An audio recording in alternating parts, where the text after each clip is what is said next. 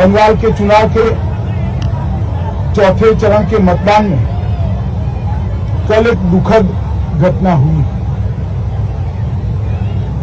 एक बूथ पर कुछ अज्ञात लोगों ने हमला किया। सीआरपीएफ के हथियार लूटने का प्रयास किया और जब सीआरपीएफ ने अपने बचाव में, अपने हथियार बचाने के लिए गोली चलानी पड़ी, इसमें 4 लोगों की एक मृत्यु हुई। ये बहुत दुखद घटना है। मगर इससे ज्यादा दुखद जिस प्रकार से इस घटना को पॉलिटिसाइज किया जा रहा है वो है। मैंने ममता दीदी के स्टेटमेंट देखे हैं। उसी बूथ पर सुबह आनंद बर्मन का हत्या कर दिया गया, गुंडों द्वारा हत्या कर दिया, और वो इसलिए हत्या कर दिया गया कि वहां पर मतदान न हो पाए। उसी बूथ पर हमला किया गया और उसी बूथ पर सीआईएफएस के हथियार लूटने का प्रयास किया। मगर ममता दीदी सिर्फ 4 लोगों को श्रद्धांजलि देती है, आनंद बर्मन की मौत की उनको नहीं पड़ी। मृत्यु में भी तुष्टीकरण और वोट की राजनीति, बंगाल की राजनीति को ममता दीदी ने कितना नीचे गिराया है, ये इसका एक उदाहरण है। आनंद बर्मन बन गया, उसका भी हमें दुख है, और बाकी जो 4 लोग मर गए इसका भी दुख है। मृत्यु किसी की भी हो, वो राजनीति के परे होनी चाहिए।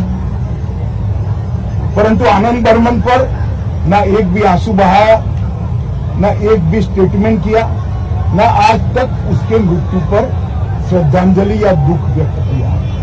क्योंकि आनंद बर्मन एक राजवंशी समाज का नवयुवा है, वो उनकी वोट बैंक के लिए अनुकूल नहीं था।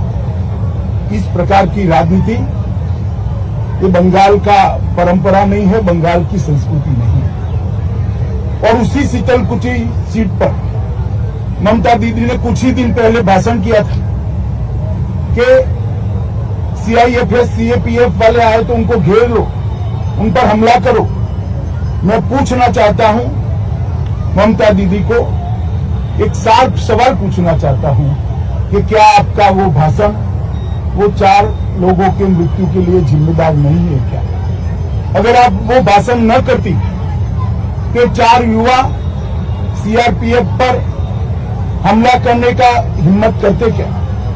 आपने उनको उकसाकर एक गोलीबारी का कारण दिया है। मैं मानता हूं कि ममता दीदी के पास अभी भी समय है। जो 5वां युवा मर गया है उसको भी श्रद्धांजलि दे, उसकी भी बात करे, और बंगाल की जनता को इसके लिए, ये जो उन्होंने भाषण किया है इसके लिए बंगाल की जनता के समक्ष माफी मांगे। और साथ में मैं बंगाल की जनता को विनम्र भी करना चाहता हूं, ये एक घटना छोड़कर बाय एंड लार्ज बंगाल का चुनाव शांतिपूर्ण ढंग से हुआ है। हालांकि कुछ भारतीय जनता पार्टी के कार्यकर्ता चुनाव के दौरान भी 5 से ज्यादा कार्यकर्ता मार दिए गए, इसके लिए भी ममता दीदी कुछ नहीं बोली। परंतु बंगाल का चुनाव शांतिपूर्ण हो रहा है, वो बंगाल में एक नई शुरुआत। पहले कम्युनिस्ट और फिर तृणमूल कांग्रेस राजनीतिक हिंसा को बढ़ावा दिया है।